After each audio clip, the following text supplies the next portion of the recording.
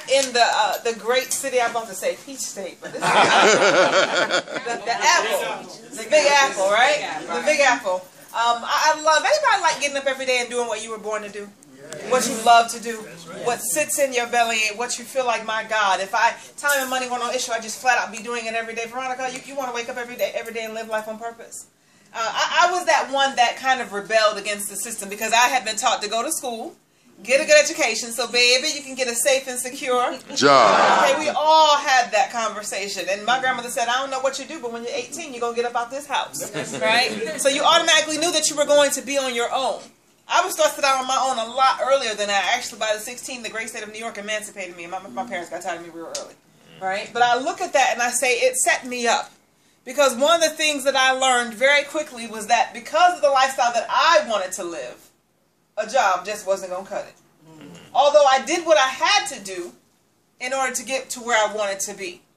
But what happened was, and I say, what happened was, what happened was I walked into my office in April of 2010, and I really had that final divine appointment. They told me in 6 months my position as I knew it would no longer exist. Now all the flags started going off, Clifton, when the head of HR, top 40 under 40 in the United States, can't find a job. $330 a week on unemployment. Try explain that to my daughter, who has a very, very healthy appetite, period. Right? She's an athlete. When I say just lifestyle, period, she's got school, she's got education, she's an athlete. Ever since her mama started wearing these shoes with these red bottoms, and she now loves shoes. I used to keep her in tennis shoes, but I love it because my daughter likes options. That's the sum and all love. She wants to know that she can have what she wants, when she wants, how she wants. Now, can I just keep it 100? Yes. How many of us tell our children, no, you don't need that? And we tell them that not because they don't need it, but we can't afford it. So it's easy to tell our children what they shouldn't have, what they can't have. But if the other side of the fence is having a better life, sitting on the finest yachts of the world, this is New York City. It costs an arm, a leg, a knuckle to live here. $2,400 for 300 square feet of space to rent. And we okay with mediocrity.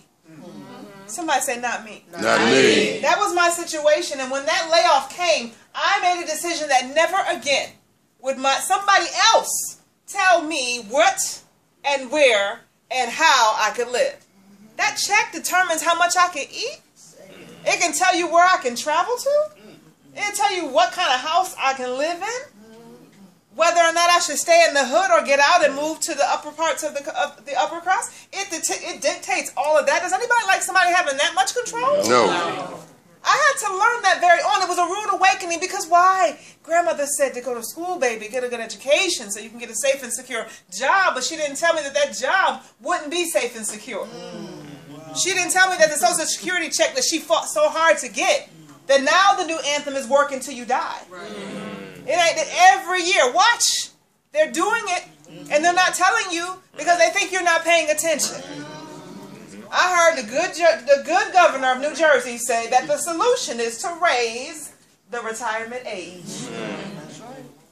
And then the next one will come in and say the great solution is to raise the retirement age. Well, how much higher are you going to go? So at the end of the day, if I look at it now, Medisa, I have 26 more years until I'm supposed to retire.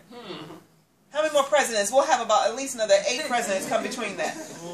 Or governors who will all want to raise the age. And if you do that times 2, let's say they each go 2 years out, that's 18 years. That means I would need to be 80 by the time I retire to collect a Social Security check. That's crazy. I'm just giving it to you raw. Right? Unadulterated. And then my daughter already told me I can't move and learn. She got another thing coming up. Right? But somebody say options. Options. Because somebody came to me with this, Darlene, and they came to me and they said, listen, via Facebook, they inboxed me and said, young lady, I don't know what you're dealing with, but I need you to come and take a look at the travel industry. They dragged me to a hotel, only I didn't go in. Y'all good. I didn't go in. I had my pit bull Denise outside in the truck, and the pit bull had his head out one window, I had mine out the other. And I listened to this gentleman tell me about this industry. And at that time it was $350 to get involved, and my unemployment check was only $330. I took my last and I got involved. I am so glad that I didn't miss it, that I didn't get in my own way, that the definition of poor was not what I had followed, passing over opportunities repeatedly. I said to myself, I'm already at rock bottom. They foreclosed on the house. They repoed the car. I tried to hide the other one, but it had a device in it, so they couldn't. They got it. I had lost everything. My daughter couldn't go to private school anymore. I didn't have $25,000 a year to put her back in school. She had to be like every other child and go on to public school and pray that she got through. So at the end of the day, something had to give. I couldn't complain about the situation anymore. I needed to do something about it.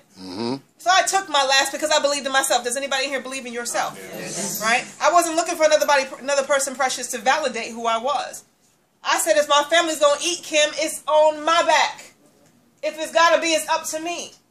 I got any educated hustlers in the room? All right, I'm in the right place tonight. I say that because you can call it whatever you want, but I went to work. That dirty word, yes, you got to roll up your sleeves. This is going to require some work. Anything worth having,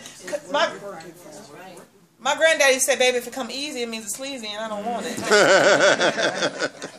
So it gave me options, and now, 5 years. Let me paint the picture for you. Because up until 2 years ago, I was only making $6,000 a year. Most people would have quit, Medisa. Oh, them things don't work. I need to go and pray about it. We're done praying. You've been praying all your life. And I'm a praying woman. Live by the sword. That is my sword. I'm Nehemiah. I'm going to build that wall anyway. I live by it. But faith without works is dead.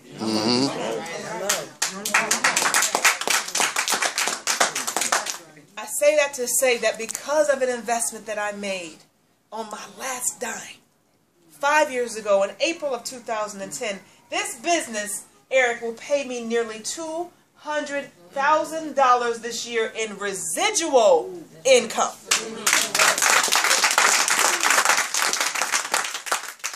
Now you see why I left New York.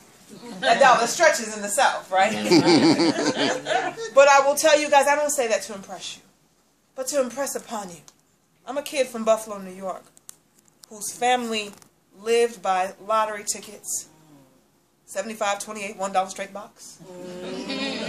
Right? They lived by that. My father ran my grandfather ran street numbers. My daddy was a pimp, my mother was a prostitute. They didn't do options. They hustled, and every day they just hustled. That's why when they died, Hercules, they left us nothing. But a bunch of fighting relatives trying to figure out who's going to bring money to bury the next relative. I don't like that thought. And I told my daughter, when I die, bury me in the backyard after you cremate me. Let's go ahead and get rid of that. But take the money and invest it in the next generation. Because what you do now is for somebody else coming, right, Gio? That's right. It's for that next wave. Yes. All because of this little old home-based business. Don't let anybody tell you your dreams don't work. I've come to find out that at the end of the day, dream killers, they're going to tell you what you can't do, why you shouldn't do it.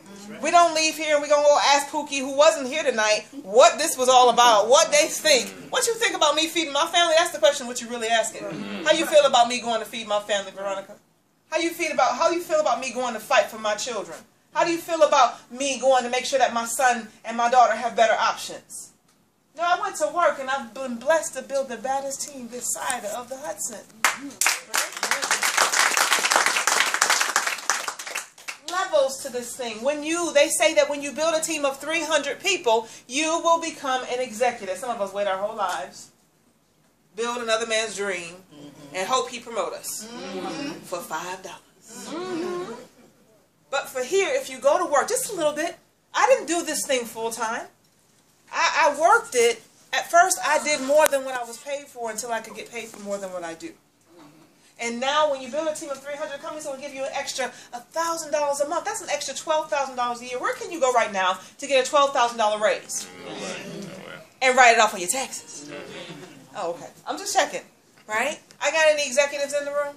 Any future executive diamonds in the room? Oh, yes. Oh, yeah. I love that. Absolutely, right? How far are you away, Mr. Hawkins? I'm going to put you on the spot. About 2/3 of the way. Sneezing. I love it. I love it. That's how they get there, right? Somebody say another level. Another level. It keeps growing. When you reach and have a team of 500 people, the company is going to say, listen, we're going to give you an extra $2,000 a month. That's $24,000. Can somebody do something with an extra $24,000 a year? That's right. Absolutely. That you get to write off on your taxes. If you do it right, right? Somebody say another level. Because of the amazing team that I'm blessed to have, we now have an extra over 1,500 people on our team. We actually have about 4,700 people in our organization. I got a runaway leg. You'll learn about that in another training. Right? But I love it, guys, because now that's an extra 60